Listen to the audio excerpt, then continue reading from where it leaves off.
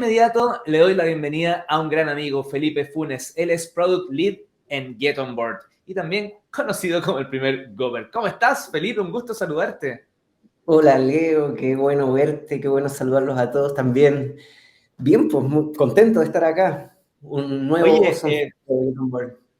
sí, pues tú sabes que el tiempo es oro, tiene mucho que conversar. Yo voy a estar tomando nota de todo lo que tú y los panelistas que vas a invitar a continuación vayan diciendo. Así que mucho éxito y nos quedamos ahí conectados. Muchas gracias, nos vemos.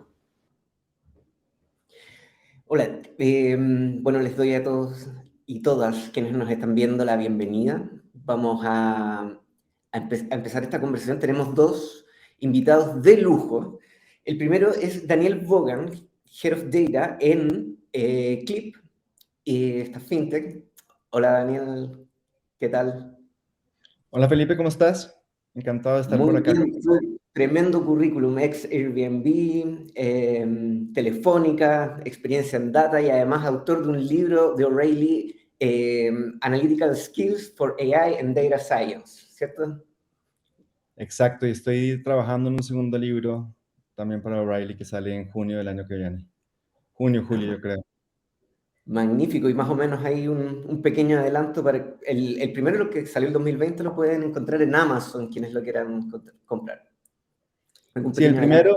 el primero busca tratar de entender cómo podemos crear valor a partir de tomar mejores decisiones con Data Science. Y el segundo es un libro de técnicas, ya no tiene como ese mensaje grandilocuente, sino busca es ayudar a nosotros como científicos de datos cómo podemos ser mejores en tareas muy específicas. Eso puede servir también como una guía para los que se están iniciando en ciencia de datos, saber más o menos como por dónde ir abordando sus skills. Definitivamente sí, yo creo que los dos libros buscan ayudar a las personas que están empezando, pero también siento que también nos sirve a los que llevamos más tiempo, pero hemos estado muy concentrados en lo que los científicos de datos generalmente se concentran, que es predecir, siento que tenemos un sesgo hacia lo técnico. El primer libro busca llevarnos hacia el negocio y este segundo libro, aunque sigue siendo un sesgo hacia lo técnico, es cómo podemos utilizar esa técnica para impactar el negocio. Ya, vamos a ir profundizando en eso precisamente porque el conectar lo técnico con los negocios es algo bien interesante, sobre todo porque los datos son tanto predictores como revisores del pasado, de errores y buenos resultados. Así que vamos a ir profundizando, pero primero quiero presentar también a nuestro segundo invitado, a Luis Lévano, que es Lead Data Science de Falabella. Hola Luis, ¿qué tal? Buenos días, ¿qué tal todos? Muy bien.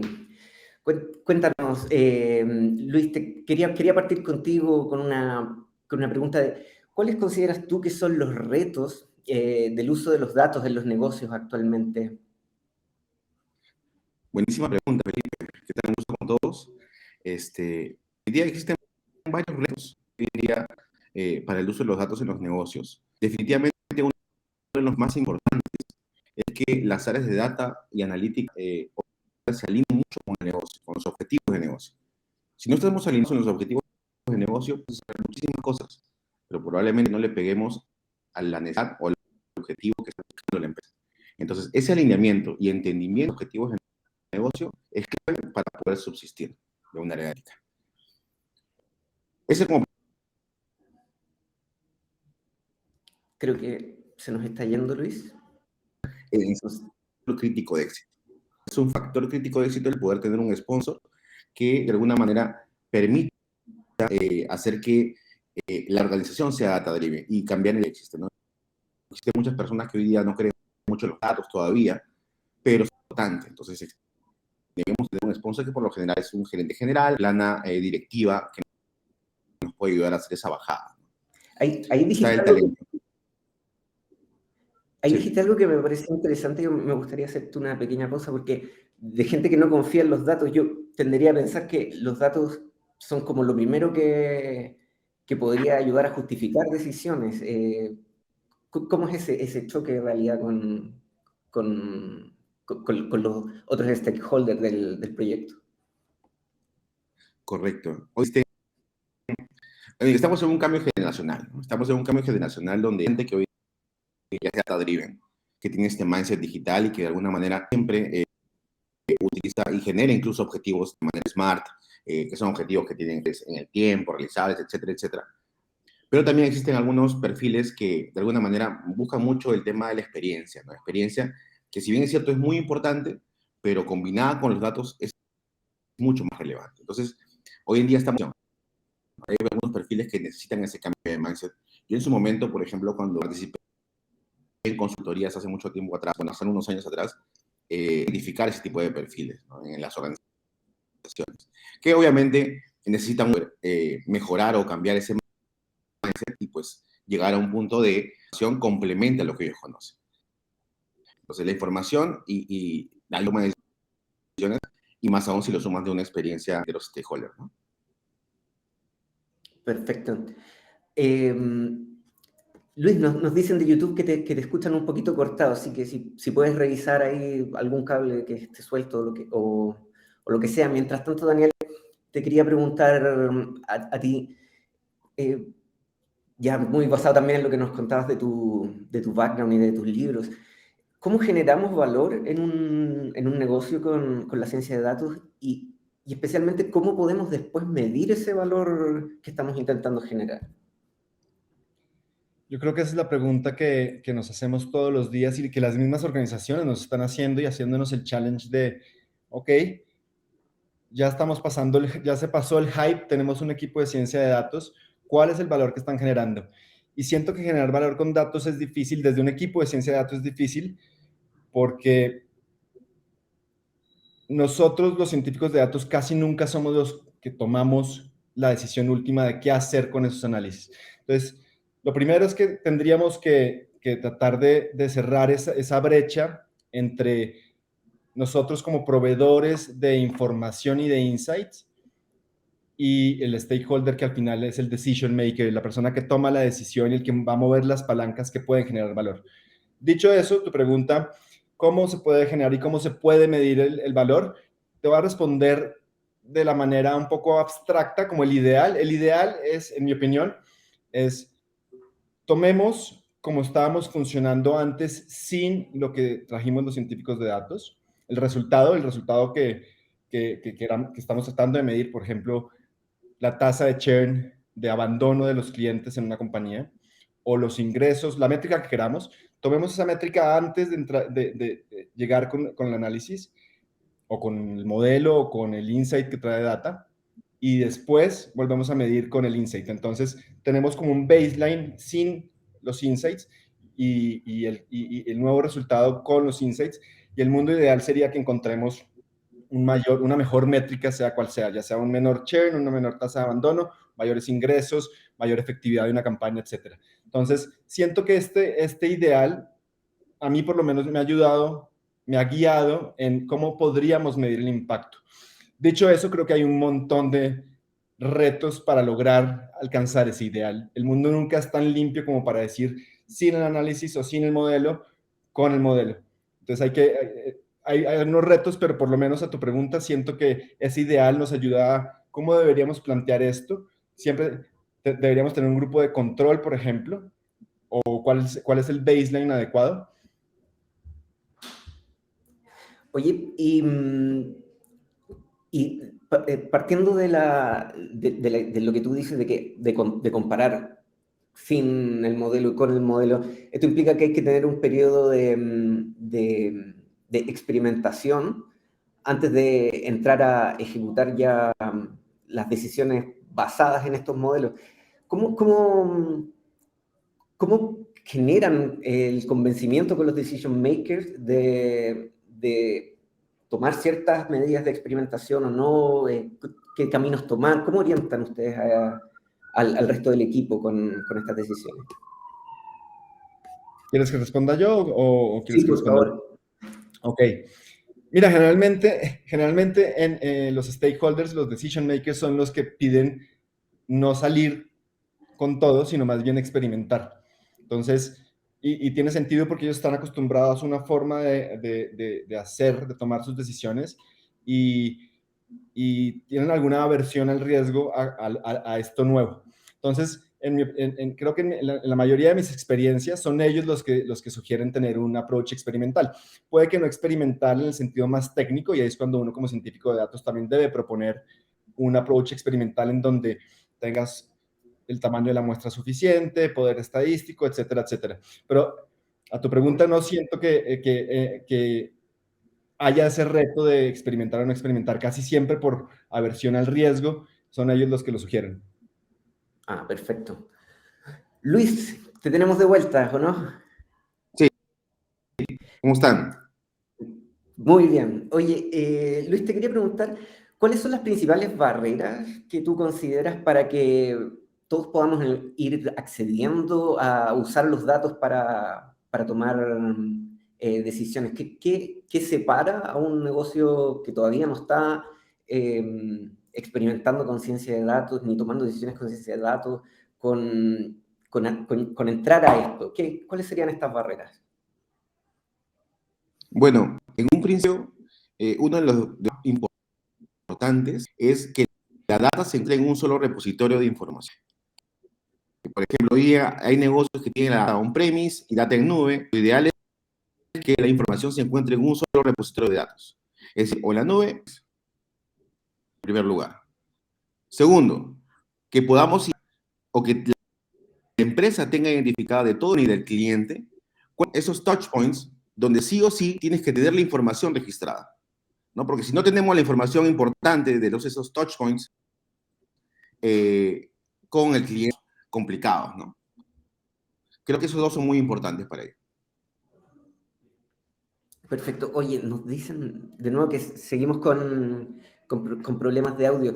Daniel, ¿tú qué opinas respecto a esa pregunta? ¿Cuáles son las principales barreras para ingresar la ciencia de datos en los negocios? ¿Qué frena a que esto sea mayormente adoptado? A ver, yo estoy de acuerdo con Luis que hay una barrera misma en cómo organizamos los datos. Siento que hay barreras organizacionales y culturales también. Yo siempre digo que todos creemos ser data driven, pero no necesariamente estamos usando los datos de una manera científica. Y cuando digo científica es como con este mindset experimental que creo que es crítico en que nosotros lo tengamos. Y siento que esa es una barrera. La barrera de yo ya lo estoy haciendo, yo ya estoy siendo data driven y no necesito que me muestres otras formas que además no entiendo porque son técnicas. Entonces, la barrera cultural organizacional es importante. Creo que por más, y eso lo hemos vivido todos en las empresas, por más que tengamos los datos en un único repositorio, los datos mismos son una barrera. Hay temas de calidad de datos. Uno mismo cuando está programando, yo siempre digo que si uno ha programado, siempre comete errores. La primera vez que uno saca un código, está lleno de errores. Y siento que puede haber una barrera al uso de los datos si no conoces bien y haces los checks de calidad. Entonces creo que hay barreras en cada pedacito, desde el inicio al acceso a los datos, como de check de calidad, como de comunicar los resultados. Siento que los científicos de datos tenemos que ser storytellers y nos cuesta muchísimo porque casi todos nosotros venimos de un mindset hiper técnico, hiper cuadriculado y no ser un buen storyteller también puede generar barreras. Definitivamente a lo que Luis decía, y es, si no somos expertos en el negocio, nos van a ver como la persona que hace desarrollo de software y eso también es una barrera para que utilicemos los datos. Así que hay retos en cada fase del proceso. Oye, ¿y para ti es los derechos de privacidad sobre los datos también una barrera o es algo que se puede saltar con técnica en el fondo? Como que no es tanto un problema. Creo que es una restricción necesaria e importante. Creo que hace unos años tomábamos de manera muy light los datos que teníamos y realmente hay información súper importante de nuestros clientes y tenemos que ser muy, muy cuidadosos. Incluso si no tenemos, yo he visto gente que tiene las mejores intenciones y termina haciendo un uso inadecuado de los datos. Entonces creo que es una restricción definitivamente, pero es una restricción que nos ayuda a cuidar la privacidad de nuestros clientes. Y Y ese ahí cuidado, vuelta. Entonces, por ejemplo, cuando uno está haciendo un análisis, yo nunca utilizo información personal identificable. y esa Un análisis, limpieza viene ya de antes o la realizan ustedes el equipo de datos. el mundo ideal es que haya un proceso automatizado, establecido, con ciertos controles, con governance, en donde no dependa de la idiosincrasia de cada uno de nosotros, porque la inmediatez puede hacer que nos saltemos cositas. Entonces yo sí creo que tiene en las empresas, y afortunadamente lo estoy viendo en casi todas las empresas, unos procesos de protección de datos que es con un governance separado del mundo de los datos, o sea, del equipo de data, que nos ayuda a obligarnos a tener esas restricciones. Y respecto también a restricciones, se convierte en una restricción porque hablaban de centralizar los datos, pero muchas veces es necesario enriquecer los datos internos propios con fuentes externas. Eso complica mucho los procesos también. Me imagino que tienes la barrera de normalizar los datos. Sí, ¿Cómo es ese trabajo? sí, yo creo que lo que tocas de describir es algo que todos vivimos en las empresas y es, ok, tenemos un set de datos, pero sentimos que tenemos que enriquecerlo con información externa y ese proceso de unificar y compatibilizar y limpiar la nueva fuente es un proceso necesario. Ahora, si me preguntas si es doloroso, organizacionalmente puede ser doloroso, pero es parte de nuestro día a día, incluso solo con datos internos, incluso si nos concentramos solo con datos internos, es parte de nuestro ADN. Y Sí. afortunadamente hay gente que tiene, por eso es súper importante tener un equipo de ingeniería de datos potente que te ayude también a automatizar lo que se puede automatizar. Entonces vas quitando ciertos pequeños dolores que uno tendría que hacer si uno lo hiciera desde ceros. Ahí me gustaría, sacaste el tema del equipo de ingeniería de datos. Eso generalmente pasa ya en empresas más grandes, tener separado la ingeniería de datos con los científicos de datos que después son quienes analizan. Eh, pero les toca a ustedes, tal vez en organizaciones más pequeñas, realizar todo desde la minería de los datos hasta el análisis. Mira, yo he estado en empresas donde efectivamente no hay un equipo de ingeniería de datos. Para mí el éxito en un equipo de datos es tener un equipo de ingeniería de datos potente. Dicho eso, creo que es una lección súper importante para nosotros como científicos de datos hacer en algún momento de nuestras vidas el trabajo de un ingeniero de datos. Creo que nos obliga a pensar de una forma distinta, a mejorar nuestras prácticas de programación. Entonces, sí es cierto que los equipos de ingeniería de datos generalmente se encuentran en empresas más maduras. En empresas menos maduras, probablemente un científico de datos termina siendo buena parte de esto y creo que es súper valioso para nuestra formación como científicos de datos. Gracias, Daniel. Luis, te tenemos de vuelta. Día Sí, otro navegador. Eh, Justamente anclándonos de lo último que decía Daniel, eh, ¿por dónde consideras tú, en este festival nos ven mucha gente junior o gente que está recién incorporándose en tecnología, ¿por dónde consideras tú que debería irse la formación en un principio de alguien que quiere dedicarse a los datos? ¿Es necesariamente, eh, hay que venir de las matemáticas, de la física? ¿Cuánto importancia juega aprender de programación, de bases de datos? ¿Cómo orientarías la formación de las personas más junior, en el fondo, quienes recién están con intenciones de meterse a trabajar en datos? en definitiva, que para mí son muy importantes al comienzo, en primera instancia está todo lo que es programación y desarrollar esos skills. Es muy importante para, como dijo Daniel, poder experimentar y cosas adelante, desde nada prácticamente, muchas veces. Y lo segundo es sobre negocios, ¿no? Poder llegar y poder traducir la información. Ser un poco, una cosa es que veas información y otra cosa es que veas negocio. Entonces es importante conocer.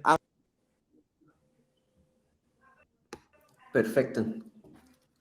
Daniel, te voy a hacer otra pregunta. Creo que un poco anclada probablemente anclada con los temas de tu segundo libro. Eh, ¿Cuáles son las nuevas tendencias y aquí un poquito más técnico, las nuevas tendencias que se están usando en los datos? ¿Cuáles son las nuevas fuentes de información, de experimentación? ¿Qué está en hype en estos momentos en el tratamiento de los datos? Mira, esa pregunta es complicadísima. Yo creo que en el momento dejé de concentrarme tanto en qué es el hype y qué es lo nuevo. Y probablemente hay gente en la audiencia que tiene una mejor respuesta que yo. Yo lo que siento es que al final hemos sido como un hype de efectivamente, ahora tenemos que hacer deep learning, ahora tenemos que utilizar bases de datos no estructuradas, ahora, y al final siempre volvemos a lo mismo, volvemos a SQL básico con tablas estructuradas. Hay muchos casos donde no sucede. Sí es cierto que hay muchos casos de uso con datos no estructurados, con imágenes, con lenguaje, etcétera. Pero siento que el core sigue siendo información estructurada en tablas. Terminamos volviendo a SQL básico, el SQL de hace 40 años. Dicho eso, creo que la nube trajo un montón de ventajas para nosotros. Entonces sí siento que no tener nosotros on-premise una base de datos que tengamos que mantener, sino más bien tenerlo como software as a service en la nube, ayuda a optimizar todo eso que uno antes hacía y que nos sacaba tantas canas. Ahora en la nube es relativamente simple. Entonces yo rescataría eso y seguro hay un millón de cosas nuevas que yo mismo estoy por conocer. Y con los modelos pasa un poco lo mismo, como que siempre se termina volviendo a los modelos estadísticos tradicionales, a pesar de todo el hype, sobre todo de Machine Learning que hay actualmente. En ese caso, la que hace poquito leía, creo que en Twitter, alguien que decía que había trabajado en un hedge fund muy famoso en Nueva York que se llama, si no me equivoco, Renaissance algo, decía, allá contratan gente con doctorados para hacer regresiones lineales y se siente por qué están haciendo regresiones lineales. Entonces siento que lo anterior sigue siendo importante. Yo hoy en día lo anterior, regresiones lineales y métodos estadísticos básicos, los utilizo más para hacer storytelling. Creo que sí tenemos una batería de modelos mucho más potentes, que además no tenemos que programar nosotros mismos porque ya están todas las librerías en open source y eso ha bajado muchísimo la barrera de entrada. Entonces, a diferencia del tema técnico de los datos, creo que ahí sí ha habido una evolución con momentos de hype. Yo creo que todos pasamos hace unos años por ese momento de hype, de utilicemos deep learning y después nos damos cuenta que no tenemos que usar redes neuronales profundas para la mayoría de los problemas con los que nos encontramos en el día a día. ¿Y el volumen de datos juega también algún rol en esa definición de qué tipo de modelo? A ver, otro de los hypes de hace unos años fue el hype de Big Data. Todo se va a Claro. transformar, entonces veía uno estas visualizaciones en donde te mostraban que la cantidad de información que se genera en un día, si las pusieras en CDs, que hoy en día yo creo que mucha gente no sabe qué es un CD, espero que todavía sepan qué es un CD, si las pones una detrás de otra, alcanzas a llegar hasta la luna y volver. Cosas como ese estilo. Entonces ese hype de Big Data, siento que la mayoría de cosas que hacemos no necesita muchos datos. De hecho, seguimos teniendo un problema de trabajar con muchos datos en memoria. Entonces, muchas veces uno mismo tiene como científico de datos que samplear los datos, sacar una muestra aleatoria para poder trabajar en memoria. Entonces, pasamos por ese hype. Hoy en día yo no le pongo tanta importancia al volumen de datos, sino a la calidad de los datos que tenemos. Perfecto. Disculpa, vamos también a explicar, tuvimos problemas con Luis, por eso nos abandonó. Queremos darle las gracias en todo caso por haber estado. Fue desgraciadamente muy breve su participación, pero muchas gracias y también espero que las personas que nos están viendo puedan entender. Vamos a seguir, Daniel, hay hartas preguntas de la gente en el chat. Vamos a ir con eso. Por ejemplo, Nancy Santana nos pregunta cómo compensar la falta de experiencia En los primeros trabajos de Data Science, si sirven, si aportan, crear proyectos personalmente. A ver, yo creo que toda la experiencia es importante.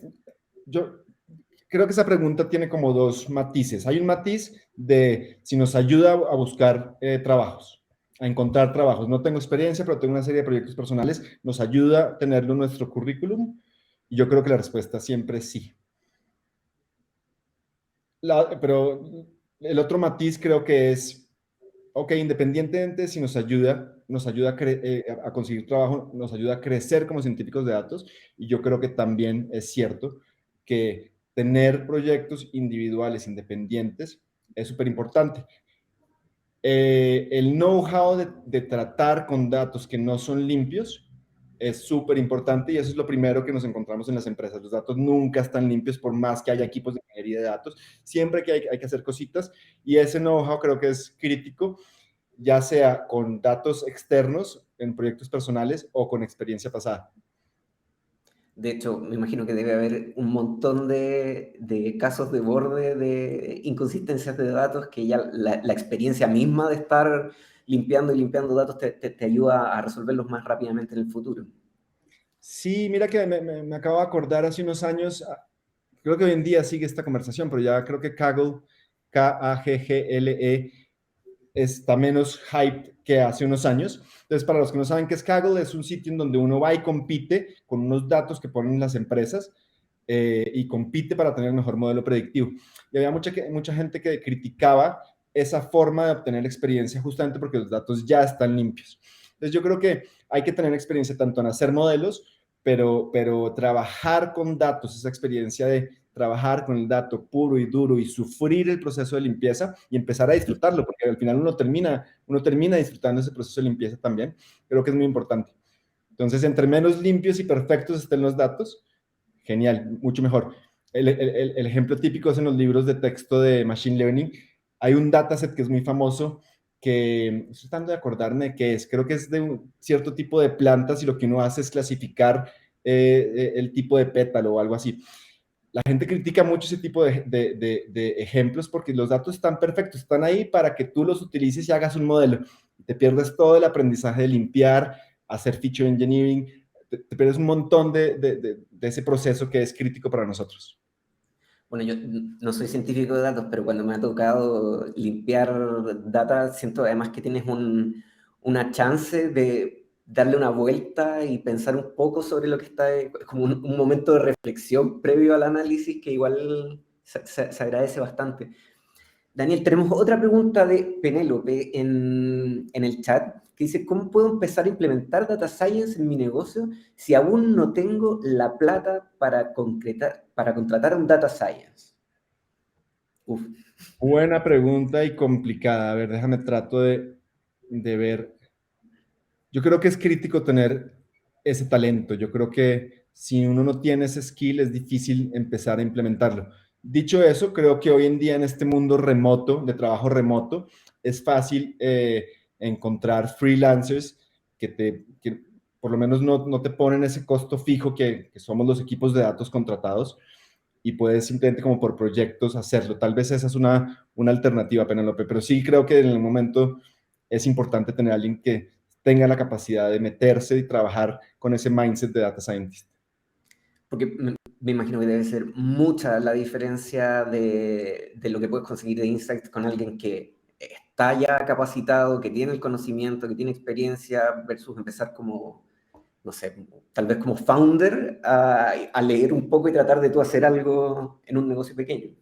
A ver, creo que también es crítico. De hecho, si ya lo están haciendo, si ya lo estás haciendo en una empresa, creo que es súper importante, y eso construye data drivenness. Que alguien no experto se meta y trabaje con los datos, creo que ayuda muchísimo. Pero al final el skill, siento que no es una habilidad que todos tengamos natural. De hecho, creo que nadie la tiene natural. Creo que exige mucho trabajo para llegar a tener esa habilidad de manera robusta. Perfecto. Mira, vamos con otra pregunta de Brandon que dice, ¿el manejo de datos para una empresa en crecimiento es mejor tenerlo en la nube o en un servidor local? Mira, yo he pasado por las dos, y la nube tiene ciertas ventajas. Uno literalmente en la nube, bueno, depende, y hay como dos tipos de nubes también. Está una nube al estilo como de Snowflake, en donde ellos se encargan de todo y realmente el trabajo para uno como compañía, como ingeniero de datos es mucho menor.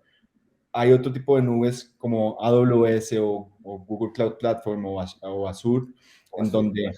tienes, aunque también puedes tener toda esa parte del hosting, optimización, muchas veces la hace uno. Y on-premise, el problema de on-premise es que el hosteo y el trabajar con esto, optimizarlo es bastante doloroso. Por regulación hay ciertas industrias donde los datos tienen que estar on-premise y, y esa es la vida y tenemos que trabajar así. Pero yo sí creo que la nube ha ayudado a revolucionar y a bajar barreras de entrada y a aumentar el time to análisis o el time to decision. Entonces, esa revolución de la nube creo que sí nos ha afectado muy positivamente. Esta pregunta ya es mía, pero ¿te acelera la velocidad de procesamiento el estar trabajando con la nube versus en Sí, memoria local? a ver, sí y no. El problema de la nube es que si no la controlas muy bien, los costos se disparan muy rápidamente. Entonces, si no tienes Sí. preocupaciones de costos, muy seguramente vas a tener más recursos para que varias personas estén trabajando en paralelo y los trabajos no se encolan. Entonces, en ese sentido, una de las ventajas de la nube es esa flexibilidad para expandirse y contraerse dependiendo de las necesidades que tengamos. Dicho eso, la mayoría de las empresas quitan un poco esa flexibilidad. On-premise se pierde mucho esa flexibilidad porque tienes los servidores que tienes y eso es lo que tienes, entonces tus trabajos se encolan, los queries se demoran mucho más porque tienes que esperar a que el query que está adelante termine. Entonces la nube sí te da esa flexibilidad, pero con el problema que tus costos se pueden disparar muy rápidamente. De hecho, te cobran por consulta algunos. Y vaya que Sí, consulta, cara. sí, sí, sí. Y si dejas una instancia abierta, así no estés usando los datos, te llega una cuenta grandísima de AWS o la nube que estemos utilizando. Entonces sí hay que tener mucho cuidado con la nube. Tiene un montón de pros, pero hay que hacerlo con cuidado. Hay que dejarlo para los bancos. Oye, otra pregunta, y aquí nos vamos a un poco a un tema que no habíamos tocado. Brandon también pregunta, ¿cuál sería la mejor manera de visualizar datos para una empresa que apenas va creciendo? Y el tema de la visualización es otro gran tema, pero ya nos vamos a ir expandiendo. Yo mismo te tengo varias preguntas con respecto a eso, pero respondámosle a Brandon. ¿Cuál sería lo mejor para empezar? ¿Cuál sería la mejor manera de visualización de data? A ver, estoy tratando de entender la pregunta. Creo que es muy útil tener una plataforma de dashboarding para que la compañía tenga un set de dashboards que presenten la evolución de las métricas y cortes de las métricas. No sé si la pregunta va por ahí o si va por el lado como de tecnología. No sé si me ayudas un poquito a entenderla. Vamos a preguntarle, que ahí a lo mejor Brandon nos responde, pero a mí me interesa más saber por tecnología. Pues eso también hay muchísimas compañías y en la experiencia que tengo en donde hemos pasado y hemos hecho migraciones entre plataformas de dashboarding, casi todas te dan esencialmente lo mismo. Entonces, no sé, un Power BI te da esencialmente las mismas funcionalidades que otras un poco más sofisticadas. Siento que las más nuevas te ayudan y no quiero dar marcas ni compañías, pero Sí. siento que algunas te permiten ayudar. Creo que la parte fácil es la visualización. Creo que las más nuevas ayudan a que la visualización genere insights y eso todavía está por inventarse. Y creo que otro de los retos con estas plataformas de dashboarding y es el ideal de democratización. ¿Qué tanta flexibilidad tiene el usuario para jugar con los datos dentro de un dashboard? El mundo al que me gustaría llegar, pero siento que no estamos ahí todavía, o por lo menos yo no conozco una compañía que realmente tenga este producto, es uno en donde el usuario final, que no tiene nada de conocimiento de SQL ni de programación, puede entrar y jugar con los datos, no solamente ir a ver un grafiquito de barras o una línea, sino les permite decir, ok, veo que nuestros ingresos están creciendo, hagamos un corte por industria, hagamos un corte por antigüedad del cliente. Entonces, estas plataformas que le dan más flexibilidad al usuario, ayudan a la democratización, pero creo que todavía se puede hacer muchísimo para esto. Hablando de algo que está súper de moda estos días, ChatGPT, que creo que lo hemos visto todos en Twitter y en las redes sociales recientemente, esta tecnología de procesamiento de lenguaje natural, creo que puede ayudar también eventualmente a que uno simplemente diga, platica con el asistente virtual y dice, quiero que me muestres los ingresos por estado para el mes de marzo, abierto por... Y eso va a bajar muchísimo la barrera de entrada y ayudar a la democratización. Sí, buen punto eso de cómo le pregunta el usuario final también a los datos, porque si bien el usuario puede tener muchas opciones de seleccionar cómo quiere ver y qué quiere ver, también a modo de experiencia de usuario es bueno poder entregarle algo un poco más digerido de parte de quienes saben más o tienen más experiencia. Me ha pasado revisando, por ejemplo, o me pasaba al principio cuando revisaba Google Analytics en un sitio grande y era como, ¿por dónde parto? Teniendo un montón de alternativas. ¿Es para ustedes relevante, y también tomando el tema de la visualización, el cómo presentarle los datos a quienes toman decisiones? Definitivamente, creo que es un arte y una ciencia en sí misma. El problema de la ciencia de datos es que uno, para convertirse en buen científico de datos, tiene que aprender muchas cosas y probablemente la última que uno cree que es importante es cómo visualizar. No puedo hablar por los demás, pero yo, si miro hacia atrás en mi carrera, yo creo que el tipo de gráficos de visualizaciones que escogía no eran los mejores para comunicar. Y ahí viene nuevamente la parte de ser un storyteller empático. ¿Quién es mi audiencia? ¿Cuál es el mensaje que quiero enviar? Y ahí escoge uno la mejor visualización. Creo que tenemos que seguir aprendiendo muchísimo en el proceso de venta y de storytelling, y la visualización es crítico para eso. Buenísimo. Oye, sabes que hay hartas preguntas en el chat también sobre tus libros. No sé si nos puedes hacer un pequeño tour por el que ya tienes publicado, a ver si te caen incluso algunos nuevos lectores. El de Analytical Skills, si nos quieres dar un pequeño recorrido del temario, del índice de tu libro. Bien, no me acuerdo del temario, pero les doy como el pitch elevator el pitch del elevador del libro. Yo creo que yo llegué a ese libro, como llegamos muchas personas que estamos cuestionándonos constantemente si estamos generando valor en las empresas.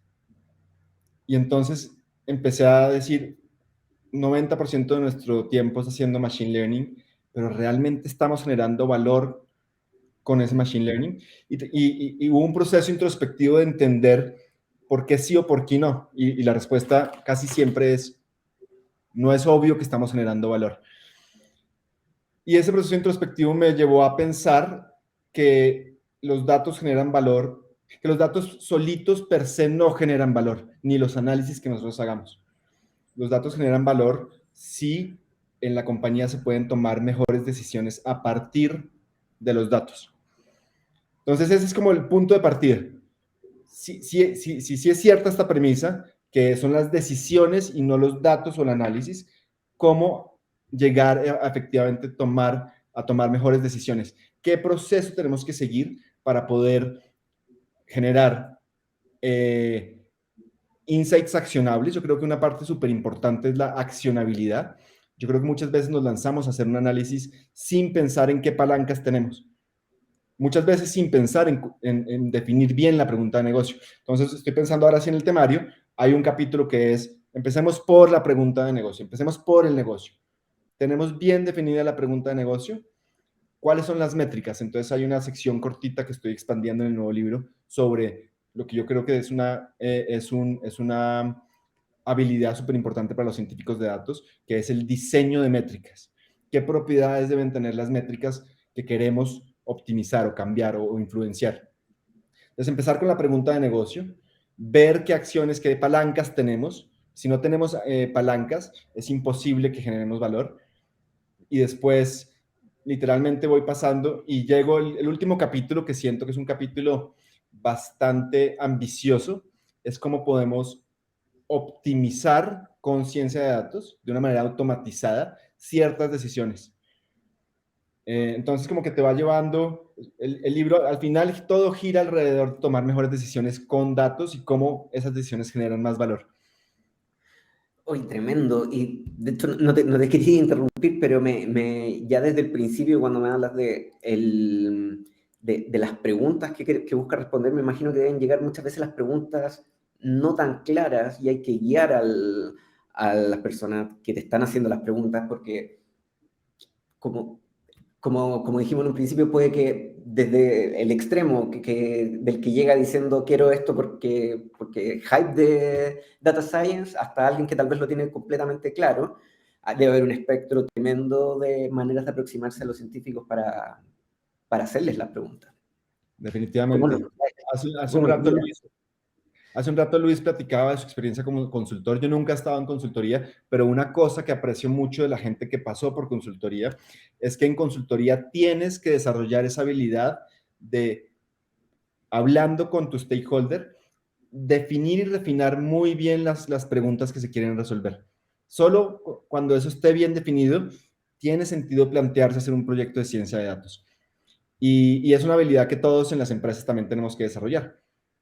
Y es súper importante. De hecho, otro de los hypes que hubo hace unos años, que todavía se alcanza a ver en algunas empresas, es esta idea del data translator, un traductor de datos. Cómo poder facilitar esta comunicación entre un stakeholder que ni siquiera ha planteado bien la pregunta con el científico de datos que tiene que entenderla para proponer una solución. Y sí, todas estas cosas creo que ayudan también a responder esas preguntas que nos hacían de cómo formarse como científico de datos.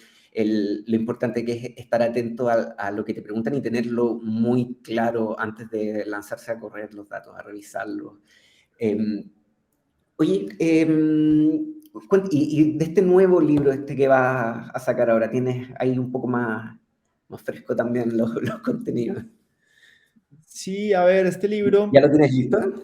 No, estoy en ese proceso. Tengo ya cerrado el tercer capítulo, pero me quedan otros 17 porque es un libro de capítulos cortitos, ojalá con mucha sustancia. Entonces, el libro está dividido en dos partes. Una parte de Machine Learning, de técnicas que yo siento que a mí como científico de datos me ayudan a ser más productivo. Temas como cómo detectar data leakage, que es algo que nos pasa a todos. Un científico de datos que no ha tenido problemas de data leakage, creo que no ha hecho suficientes modelos. Data leakage, para los que no saben, es este proceso cuando uno hace un modelo predictivo y todo parece bien. O sea, uno ha sido muy disciplinado, como decimos los colombianos, muy juicioso, en limpiar los datos, en tener una muestra de entrenamiento, una muestra de testing. Todo se siente bien, hacen un modelo y de pronto ve uno un performance altísimo en test. O sea, no en entrenamiento, sino en test. Espero que las personas que estén haciendo modelos o han hecho modelos no se hayan perdido con esa parte. Entonces, ese tipo de cositas como lidiar con data leakage, cómo detectarlo, cómo solucionarlo, temas de feature engineering, que para mí es el skill, la habilidad más importante que debe tener un científico de datos. Entonces, hay como un set de técnicas que a mí me han parecido muy útiles y he visto en los equipos en donde he trabajado que ayudan. Eso es el lado de Machine Learning. Y del lado de no Machine Learning, sino un poco más de Analytics, otro tipo de cosas como diseño de métricas, descomposiciones de métricas,